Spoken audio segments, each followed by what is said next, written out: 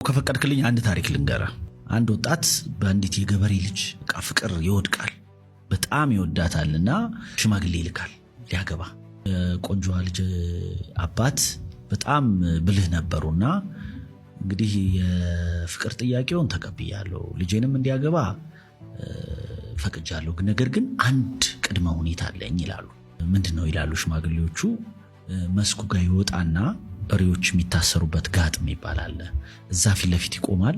3 በሬዎች አንድ ባንድ ይለቀቃሉ። ከ3ቱ በሬዎች ውስጥ የአንዱን በሬ ጭራ መያዝ ከቻለ ልጄን ፈቅጄ ለትዳር እሰጠዋለሁ ይባላል። ልጁ ሽማግሌዎቹ ይሄንን ቅድመ ሁኔታ ሲነግሩት ምን ችግር አለው ይላል።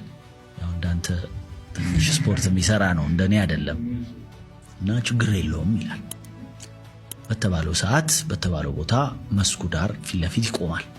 ጋጣው ይከፈትና የመጀመሪያው ወይፈን ይለቀቃል።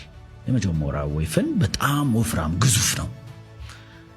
ልጁ ያይና አይ ይሄንን አሁን እዚህ ጋር ከምታገል ሁለተኛው ከዚህ ቀጠን ያለ ስለሚሆን ወይ ይሆናል ብዬ ተስፋ ስለማድረግ ሁለተኛውን ቢይዝ ይሻላል ይልና ይሄን ያሳልፈዋል። ሁለተኛው ይመጣል። ሁለተኛው ከቅድሙ በጣም የገዘፈ ነው፣ በዛ ላይ ቁጡ ነው። አይ አሁን እዚህንን መያዝ አይችልም፣ በቃ ቁጡ ነው፣ በቃ እንደውም አንስቶ ሰማይ ከመሬት ሊደባለቀው ነው የሚፈልገው ልጁን። ልጁ ይሸሻል፣ ተስፋ ያደርጋል ሶስተኛው ከነዚህ አነስ ያለ እንደሚሆንና ሶስተኛው ወይፈን ይወጣል። ሶስተኛው ወይፈን ሲወጣ በጣም ቀጫጫ፣ ከቅድሞቹ በጣም ያነሰ ድቅቅ ያለ፣ እንደው ገፋ ቢያደርገው የሚጥለው። ልጁ በጣም በደስታ በቃ ያብዳል። ቆንጆዋ ልጅ በእጅ ያገኘው ይላል፣ ይዘጋጃል በሙሉ ኮንፊደንስ። ልክ ይሄ ወይፈን አጠገቡ ሲደርስ ጅራቱን ሊይዝ እጁን ሲሰነዝር ወይፈኑ ጅራት የለው። አልጠበኩኝም።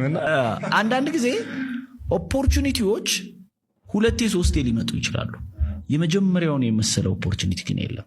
አየ ምርጫዎች ሲኖሩን የመጀመሪያውን መጠቀም ባለመቻላችን ሁለተኛውን ሶስተኛው ምናምን ስንል መጨረሻ ላይ መያዝ ማንችለው ኦፖርቹኒቲ ነው የሚመጣው።